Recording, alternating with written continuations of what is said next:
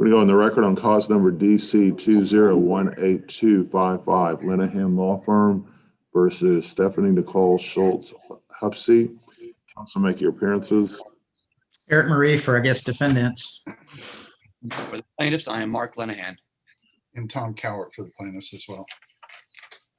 Okay, so you guys took a brief conference to try to work everything out. So let's just kind of go through this. Interrogatory number 1. We have an agreement, Your Honor. Great. Interrogatory number 2. We do not have an agreement, Your Honor. Okay, so I'm going to sustain all of the objections to interrogatory number 2. Interrogatory number 3. Your Honor, may I provide a moment's argument on number 2? We're not going to have time to finish this. I already know what I'm going to do on some of these. So yeah, there's something I didn't bring to the court, so I didn't attention to because I didn't learn until yesterday, but I'd like to show the court. you just really better be good. I think it is, Your Honor. May I do a quick screen share? It'll take a second. Okay. See if I can find a way to do that. Screen share. I'm disabled at this point, Your Honor. Go ahead. All right. So, Your Honor, during the 4 months that Steve was representing the family, 2 months into that, halfway, he was rear-ended in an accident. He filed a lawsuit serving as his own lawyer, and in that lawsuit claimed disabling injuries, severe pain, suffering, mental anguish, physical impairment, wages, and that his ability to work has been greatly impaired, and he's asking for $1 million. So when we ask for his history of car accidents, and we know he was also sued for the way he handled some cases, and his health insurance, really he was his own witness on this respect that these things did happen. He was in accidents, he was injured, he was in lawsuits. And this is all signed under his name. Okay. Thank you for sharing that. Number 2, the objection is sustained. Let's go to the next one. I think we have an agreement on that one, Judge. They've agreed to limit it to 2017 to 2019. I'm going to ask Stephanie if she can provide that information. Okay. No, Number 4. Your Honor.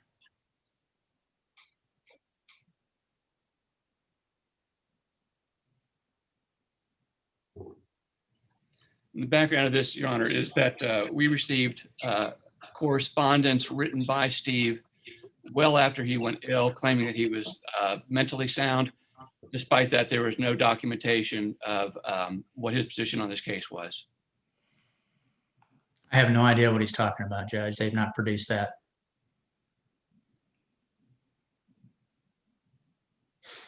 The only thing I could see that might be relevant here is if there was a situation where someone sent an email claiming to be Stephen Schultz and it wasn't Stephen Schultz. I mean, if you know, he has an assistant, you know, Mary Jones, and Mary Jones sent an email. I don't know why he needs to list Mary Jones in this, but if there's any emails where Mr. Schultz, somebody wrote an email claiming to be Mr. Schultz, and This is after, sorry, go ahead, Judge. This is after what? This is after he got sick. We're not claiming any attorney's fees for after Steve got sick. Shortly after that, Nash came and got the file. So this isn't while he was practicing law. This is while he was in a hospital room fighting for his life. So this is after the file was taken away, or he no longer had the file? Correct. All right, then it's all sustained. Number 6. We withdrew that objection, Judge. That's one of the Arthur Anderson features. So we're going to try to get that information that they requested. Okay. Number 7. They've withdrawn the relevance objection as to the underlying case only, not as to other cases. And by underlying case, that means the Gamble case. I filed on Steve's behalf an intervention in County Court at Law number 5, and we had an agreement where I would withdraw the intervention as long as before the case settled, they would try to negotiate with us in good faith. And so I don't think any other case is relevant to a quantum merit claim where the value of Steve's services are relevant to that only. In Your Honor, I think Mr. Maurier, I think we've now reached the agreement where this is a promissory, this is a quantum merit case and no other claims. If Mr. Maurier can state that on the record, I can rely on that and make things simpler. We've already agreed. We're going to withdraw the promissory estoppel claim and just go on quantum merit. But okay, we'll get into that later. Yeah, But yeah. I can rely on it. Thank you. All right, so let's go to number 8 then. So you're withdrawing number 7, Mark?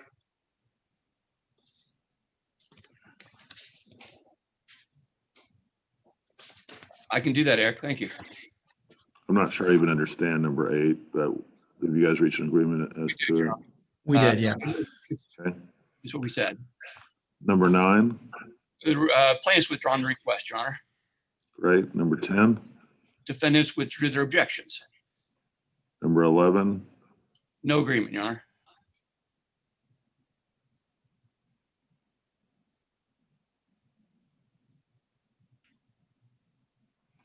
please identify every lawsuit since January 1st, 2014 in which Stephen Schultz was a party at any time.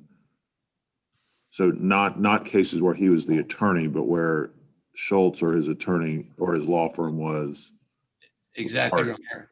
And this is the one we found yesterday. This may be the only one, but I can't say. I think that's Yes. arguably going to be relevant. So I'm going to overrule the objection. Okay. Number 12.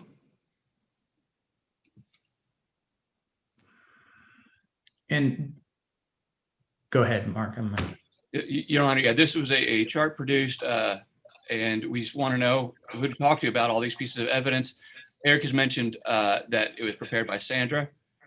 Okay, great. But I don't know if there's anybody else who's going to testify to these things other than perhaps an expert, which is certainly entitled to. And Judge, this sort of goes to this continuing problem that Mr. Linehan keeps bringing up, settlement negotiations. They asked for a chart before they would mediate of the hours that we were potentially going to contend that Steve had worked. We have a box of documents. Sandra provided this information. That's his legal assistant. We did not produce this in discovery. We are not contending that this is the chart that we're going to rely upon. We have hired an expert that's an attorney that's actually going to testify on this stuff. This was simply produced for settlement purposes only. Yeah, well, we disagree with that, Your Honor, but even beyond that, they incorporated this into the response to a request for production later on.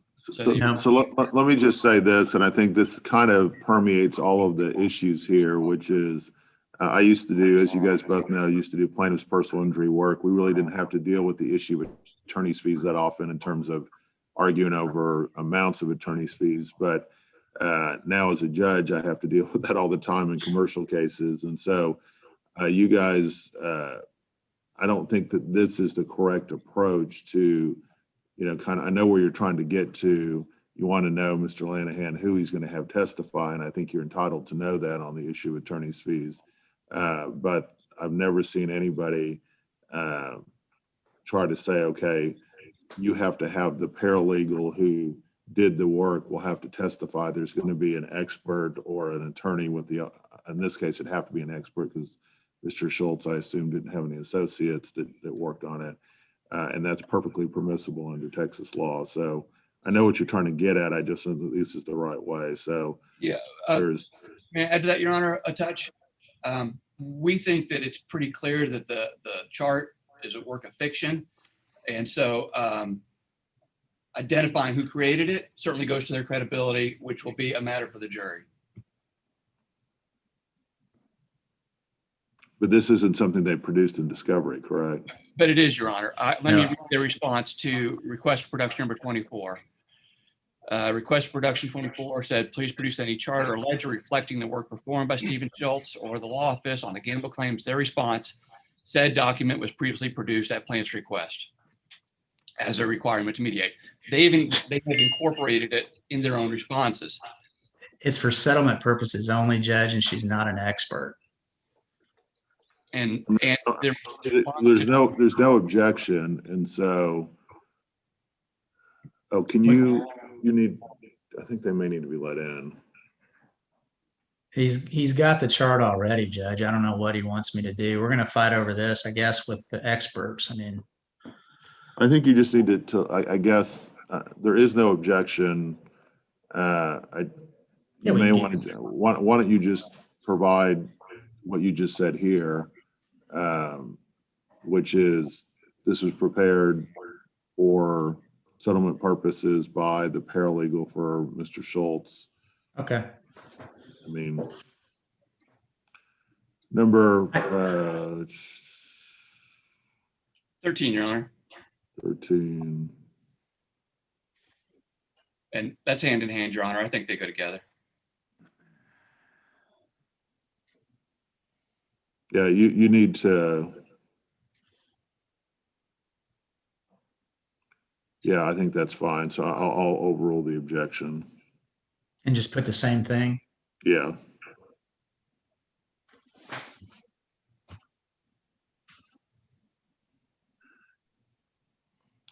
The objection is sustained.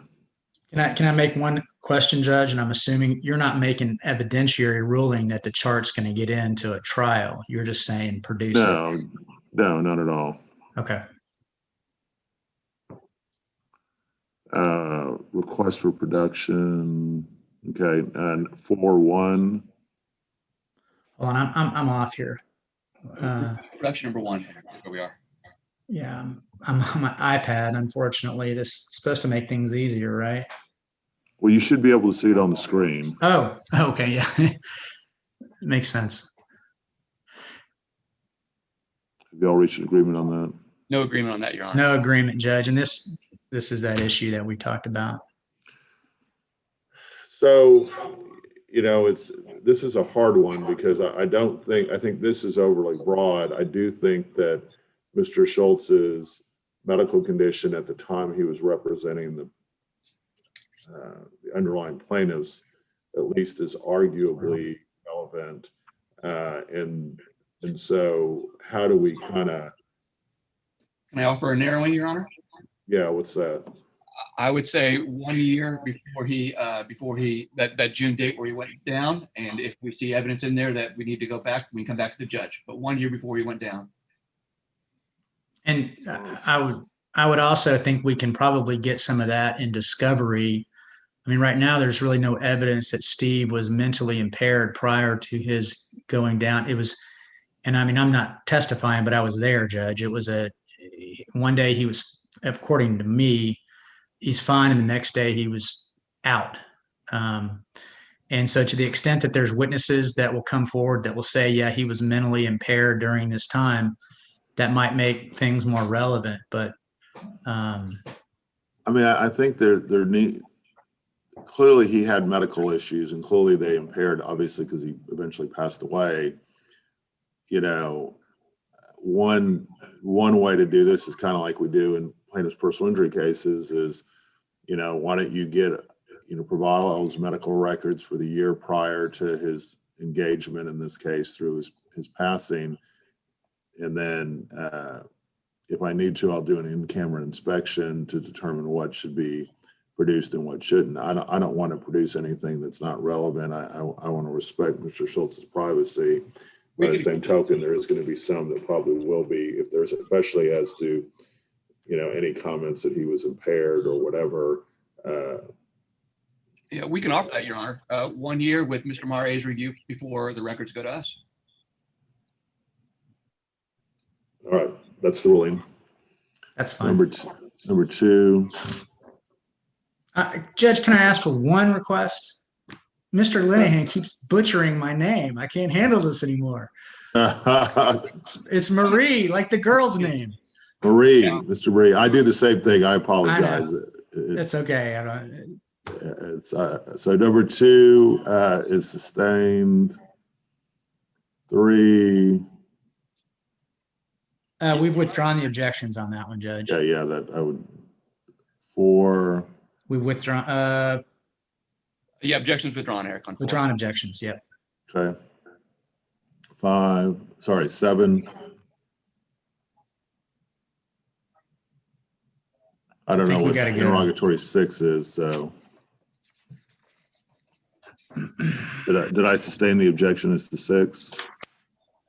Those objections were withdrawn. I withdrew the objections to 6. Are you going to withdraw the objection to this?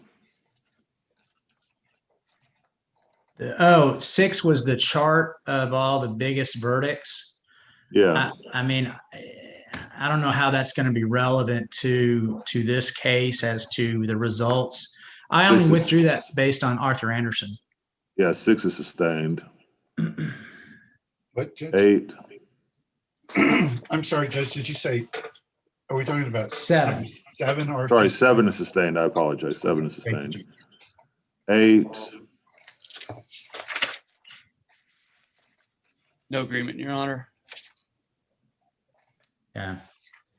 Right. Is that the same one about what is interrogatory 7? Let's see here. Oh, here it is. Here's number 7, Your Honor. As to every case the law firm's involved in after he fell ill. Hey, Mark, we withdrew ROG 7 Okay. or ROG 8. I'm sorry, we just withdrew. Look, I've gone on the wrong page. I apologize. We're on request production now. Yeah, but you withdrew number 7 in the hearing. You withdrew ROG 7 that's tied to this one. Good. Yeah, so you're going to withdraw this one as well, I assume. Yes, sir. Indeed. Thank you. All right. Request production 9. I mean, that may be a little broad, but it's probably relevant. Now we're getting into stuff we haven't talked about, Judge. This is where we left off. Okay. I mean, Oh, no, we did talk about this one. I apologize. And here's, Judge, from my perspective, Stephanie was not really involved in Steve's law firm on a day-to-day basis when Steve died. I don't know if she even has this information. Like Sandra is the legal assistant. She's got a lot of the stuff. So I offered to see if Sandra can look for stuff. But I haven't done that. So for number 9, I would say that anything related to this case would clearly be relevant and discoverable, but I don't know about other cases. If it's a quantum merit case, if you were trying to claim a percentage, then I would think this would be very relevant and discoverable. But if you're not claiming a percentage, I'm not sure that anything. Mr. Marie has withdrawn all claims other than quantum merit, so I think we can withdraw everything beyond this case. Okay, so number 9, you need to just produce anything related to this case. Okay. And I mean the Gamble case. Right. 10. And Benny Gamble is the underlying plaintiff. Yeah, that would be. Well, I mean, the response is you should already have because they're representing the Gambles. So that's not really an objection. There may be objections. There may be correspondence directly between Mr. Schultz and the Gambles, and that would be discoverable. Okay. So I'm going to overrule the objection here. Okay. And that's the other plaintiff. So 11 will be the same, I think, Your Honor. That same. Fine. Overruled. 12. I just don't see the relevance in this one, Judge. I agree. The objection sustained. Well, Your Honor, as I mentioned, Steve had legal malpractice problems of his own and had to write checks in order to get out of at least one lawsuit. Yeah, but this is way broader than that. Oh, wait, this is where sorry, Mr. Schultz was a party. Yes, sir. Yes, sir. Yes, sir. Okay, I'm sorry. I misread that. Yeah, okay. I'm gonna overrule the objection. If he was a party, not where he was the attorney. 12? Number 12, yeah, I'm going to overrule that objection. Okay.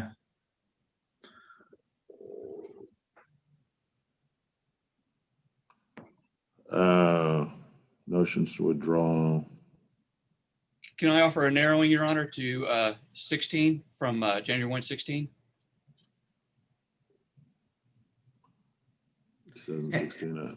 Mr. Murray, what do you think? I just don't understand what the relevance is of a motion to withdraw.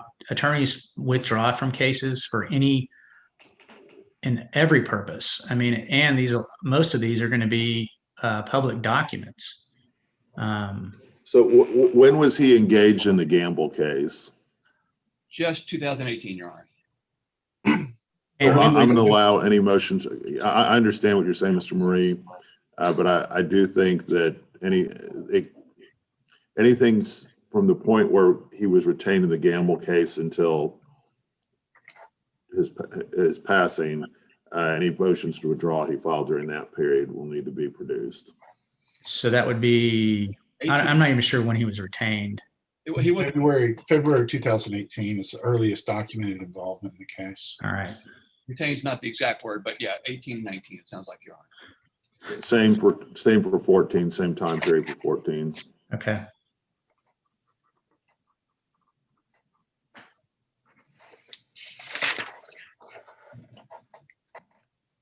And Your Honor, I don't know if Steve ever did hourly work. If he did, that'll be helpful to determine. Yeah, I agree. I'll overrule the objection. I doubt he has any, but Okay. Yeah, that's part of the game. Arthur Anderson. And any powers of attorneys that might shed light onto his fear of impending disability.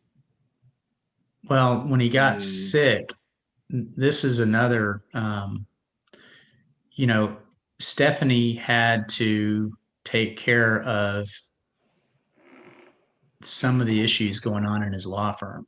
Well, And the way, 16, the way she did. I'm going to sustain the objection.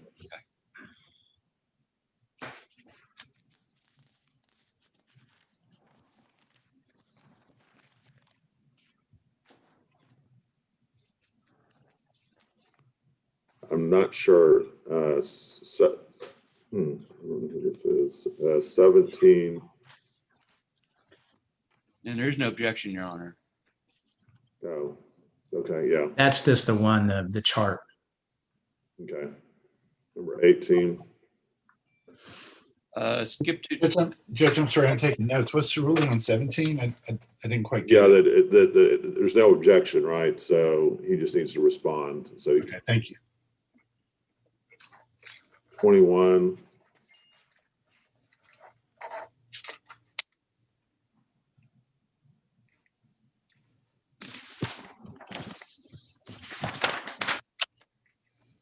Yeah, it's just involving the Gamble case, so Your Honor. that's fine. So I'm going to go ahead and overrule the objection. To the extent you have anything in your care, custody, and control. I think 22 is the same, Your Honor.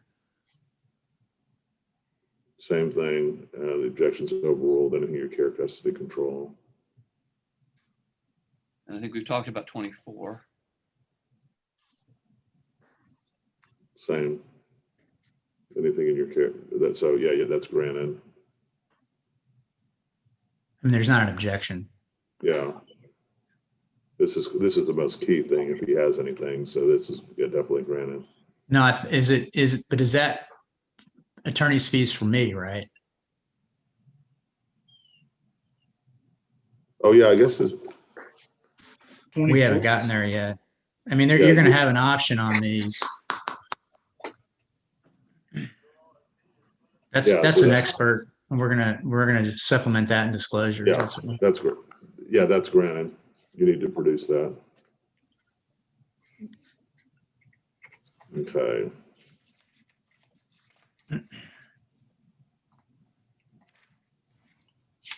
$27. Ghostwriting after his severe injury day.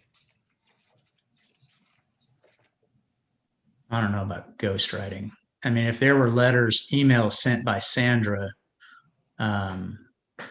I mean, here's Judge, here's basically because there was no expectation of Steve's going down the way he did. There were 3 attorneys mainly that came in and tried to help to keep his law firm afloat. That was me, I believe John Howie, and one other individual who I'm not sure exactly who it is.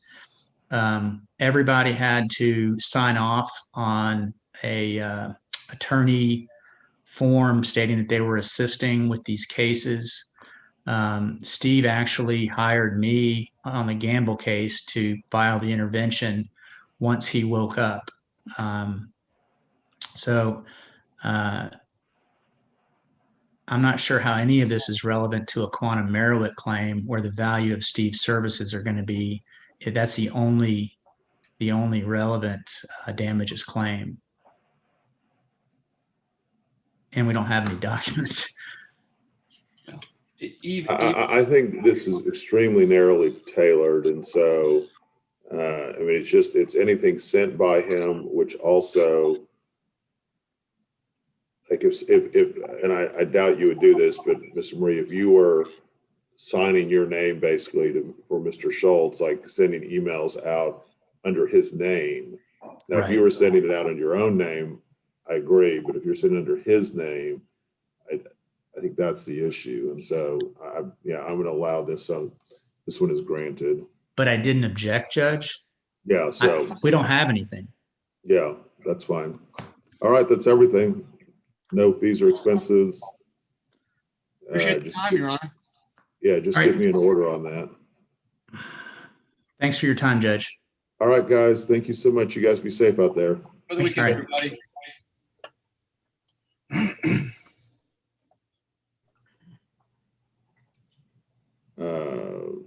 Let's see.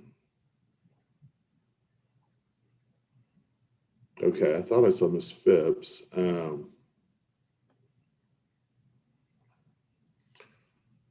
All right, so our next hearing is not until 11.